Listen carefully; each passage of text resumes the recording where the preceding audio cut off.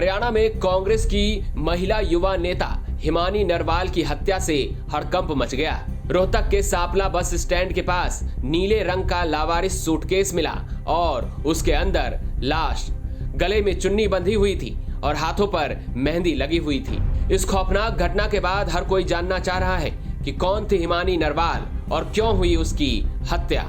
Media reports के मुताबिक हिमानी नरवाल सोनीपत के कथूरा गांव की रहने वाली थी और सक्रिय कार्यकर्ता के रूप में कांग्रेस से जुड़ी थी। कई राजनीतिक कार्यक्रमों के मंच पर बड़े नेताओं के साथ दिख जाती थी। हिमानी राहुल गांधी के साथ भारत जोड़ो यात्रा में शामिल हुई थी और हरियाणा विधानसभा चुनाव प्रचार के दौरान भूपेंद्र हुड्डा और दीपेंद्र हुड्डा के साथ भी एक्टिव नजर आई थी। रिपोर्ट्स के मुताबिक हिमानी की उम्र 22 से 23 साल के करीब थी।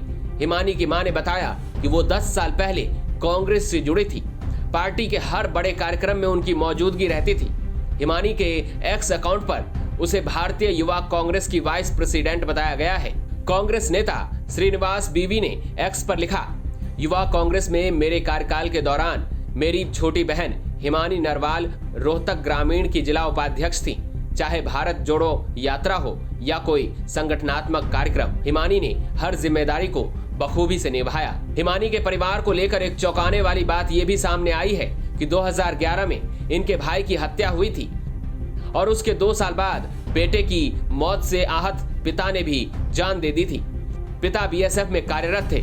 पिता की मौत के बाद इनकी मां और छोटा भाई दिल्ली के नजफगढ़ में रह रहे थे। हिमानी अकेले रोहतक में रह रही थी और एलएलबी कर रही थी।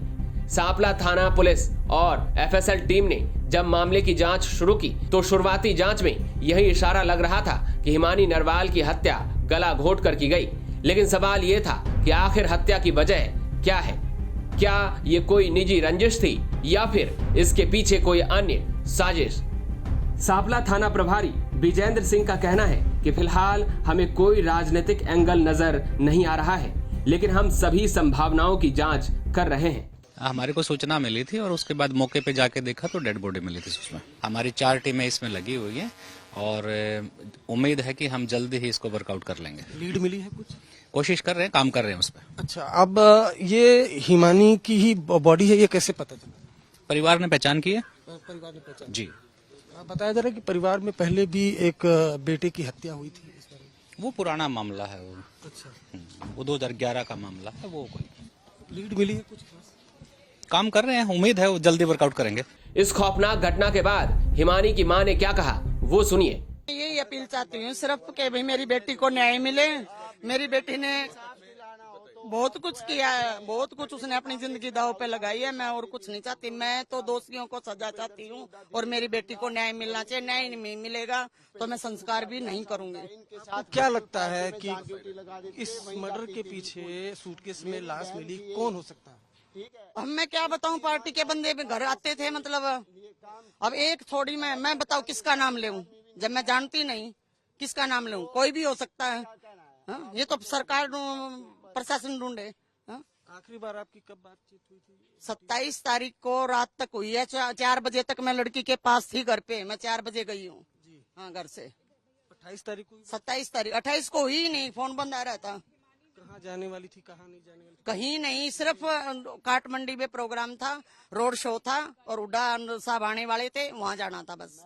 हाँ। कांग्रेस से कब से जुड़ी थी हिमानी? 10 साल से। इस खौफनाक घटना के बारे में हिमानी के भाई ने चौंकाने वाला खुलासा किया है। भाई ने कहा है कि जिस सूटकेस में लाश मिली है ये उन्हीं के घर का है। तो अब तक पकड़े नहीं जा रहे। हमारी कॉलोनी में इतने सीसीटीवी कैमरे हैं, घर से लेके जाई गई है। हमारा ही बैग मिला है, वो वहाँ पड़ा। 10 साल से जो सूटकेस था। हाँ, वो सूटकेस में हिमानी मिली है। हाँ, वो आप ही का है? हाँ, वो हमारे घर का ही है। मेरे को मिला है। पहले मेरी मम्मी रहती थी, मेरी वो आप ही के घर से गया? हाँ, गायब है।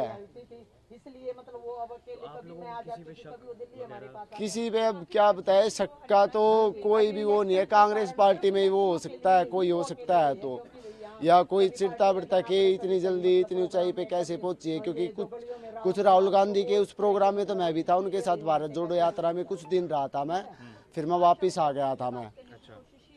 तो मेरे को तो ऐसे लग रहा है प्रशासन साथ नहीं दे रहा। प्रशासन साथ दे रहा होता ना अब तक पकड़े जा चुके होते। हरियाणा के पूर्व सीएम भूपेंद्र सिंह हुड्डा ने हिमानी की हत्या पर दुख जताते हुए पीड़िता परिवार को इंसाफ दिलाने और आरोपियों को कड़ी सजा देने की मांग की है।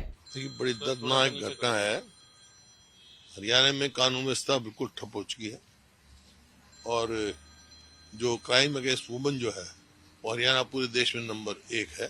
2022 की सीआरपी इसकी क्राइम रिकॉर्ड की बात है, सेंट्रल क्राइम रिकॉर्ड की बात है, सेंट्रल क्राइम रिकॉर्ड। और जो ये घटना है इसकी तुरंत जांच होनी चाहिए। मैं संपर्क में हूँ पुलिस वालों के और एसपी से बात हुई मेरी, वो उम्मीद कर रहे हैं कि शाम तक कोई ना कोई सुराग मिल जाएगा। तो मैंने तुरंत इनसे कहा ये करके और दोषी को कड़ी से कड़ी सजा दी जाए।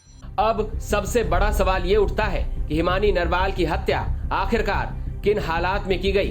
क्या उन्हें किसी ने मिलने के बहाने बुलाया और फिर हत्या कर दी, या फिर यह कोई पूर्व नियोजित साजिश थी? पोस्टमार्टम की रिपोर्ट से कई बातें साफ होंगी।